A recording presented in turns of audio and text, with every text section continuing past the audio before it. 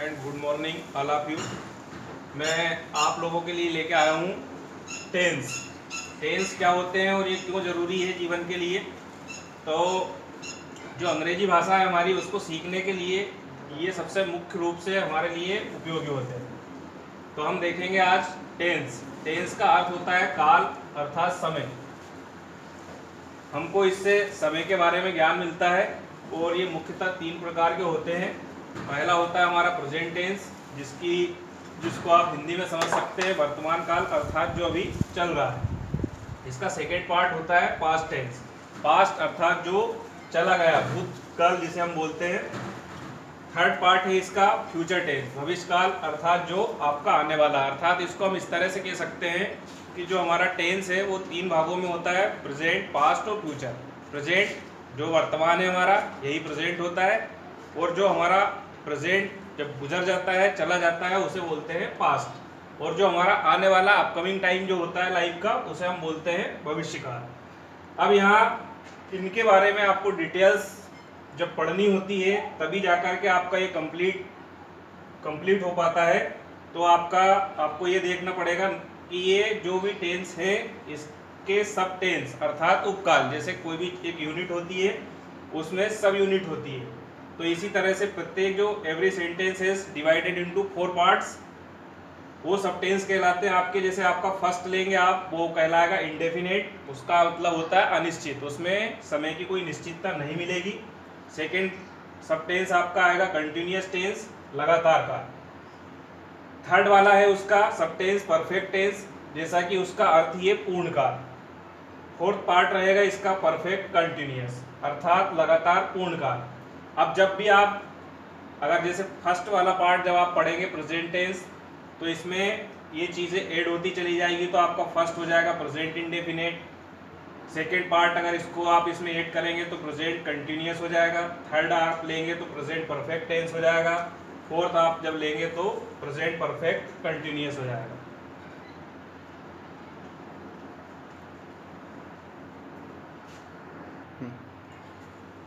तो फर्स्ट हमने लिया प्रेजेंट टेंस, वर्तमान का।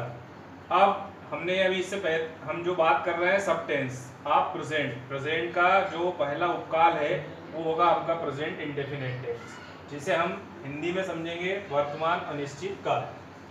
अब आपको ये समझना है कि जो प्रत्येक उपकाल होगा वो 4 तरीके से अपनी बात, हम जैसे उसको पढ़ना हो, लिखना हो, समझना हो या बोलना हो, वो हम प्रत्येक बातों को जो है 4 प्रकार से बोलते हैं या लिखते हैं या समझते हैं।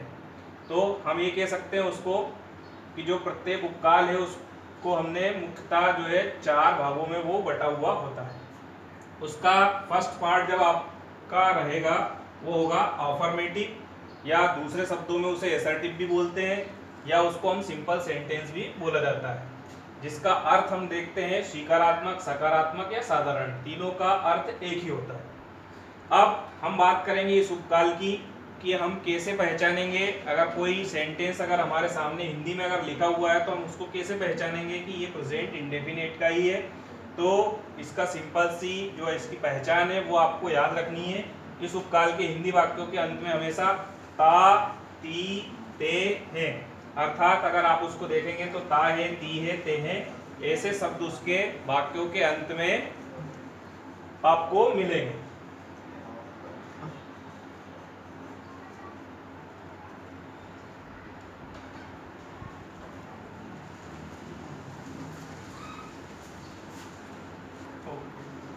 नियम, हम बात करते हैं अब इसके नियम की। अब यहाँ ये शुद्ध हिंदी में आप लोगों के लिए लिखा गया है ताकि इसको आप अच्छे से पढ़ सकें, समझ सकें और अपने माइंड में इस फैक्ट को आप रख सकें। वाक्यों का हिंदी से अंग्रेजी में अनुवाद, जिसको आप इंग्लिश में बोलेंगे ट्रांसलेशन करते समय, सबसे पहले कर्ता। इस सेंटेंस के अंदर जो भी सेंटेंस हम लेंगे उसमें आपका जो सब्जेक्ट होगा, सबसे पहले आपको उसको लिखना है। उसके बाद उसके पश्चात मुख्य क्रिया का पहला रूप उसमें आपको लिखा जाना है। इसके पश्चात मुख्य क्रिया के पहले रूप में एस या ई एस लगाया जाता है। अब इसकी एक कंडीशन होती है कि मेन वर्ब की जो आपकी फर्स्ट फॉर्म होगी उसमें एस या ई एस लगेगा या नहीं लगेगा, ये किस बात के ऊपर डिसाइड करेगा। यहाँ ब्रैकेट में आपको दिया जा रहा है, इसको आपको समझना है मुख्य क्रिया के पहले रूप में एस या ईएस तभी लगाया जाता है जब आपको दिया हुआ कर्ता, जिसे सब्जेक्ट हम इंग्लिश में बोलते हैं, वो एक वचन अन्य पुरुष या सिंगुलर नंबर थर्ड पर्सन हो। जैसे किसी का नाम हो सकता है मेल फीमेल, या कोई निर्जीव वस्तु हो, उसे इस तरह से समझ सकते हैं ही सी इट। इसके पश्चात अब आपको कर्म, जो उसका जो बाकी का पार्ट बचा हुआ है, उसको आपको लिखना है, और जहां पर आपका सेंटेंस कंप्लीट हो जाता है, पूर्ण विराम, इसका अपने आप में एक विशेष महत्व होता है। जब तक आप किसी भी सेंटेंस को कंप्लीट करने के पश्चात वो जिस टेंस का है उसके अकॉर्डिंग अगर आप उसको कंप्लीट नहीं करोगे तो वो पूर्ण नहीं माना जाता है।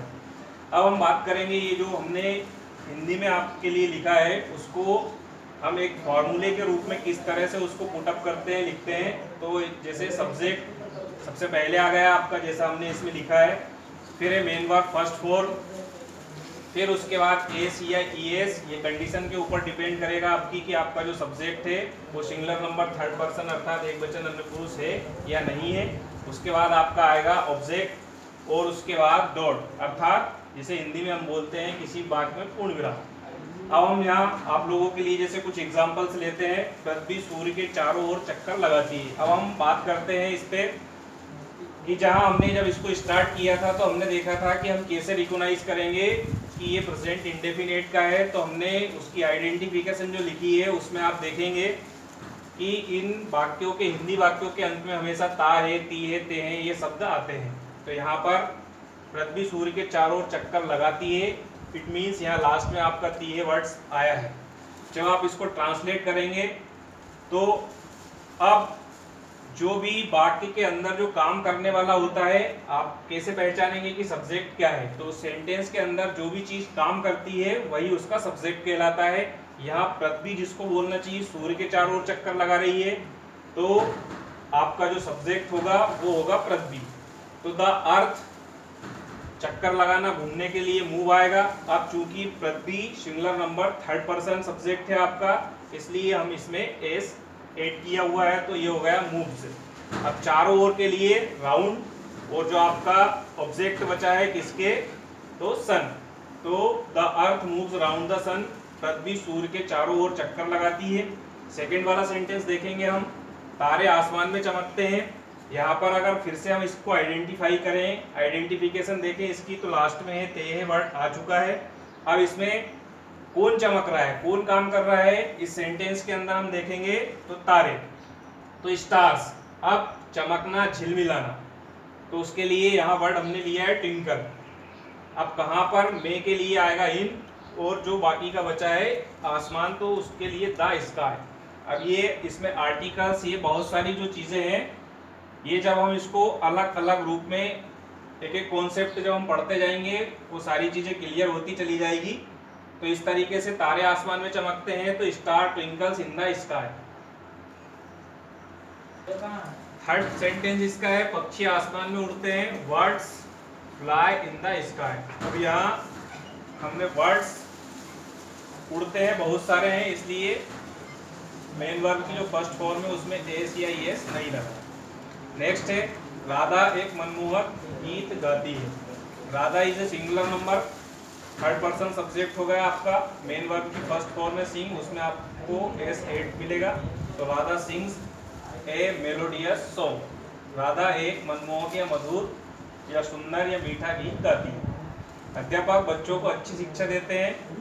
The teacher provides good lesson to the children or student, दोनों वर्ड्स आप ले सकते हैं, चिल्ड्रन और स्टूडेंट्स। नेक्स्ट, माली बगीचे से फूल लाता है। गार्डनर लाने के लिए bring, main verb first form में, इसमें आपको एस लगाना है। तो gardener brings flowers from the garden, माली बगीचे से फूल लाता है। नेक्स्ट, किसान खेत जोतता है। Farmer plough the field. Next, हम अंग्रेजी सीखना चाहते हैं, we want to learn English.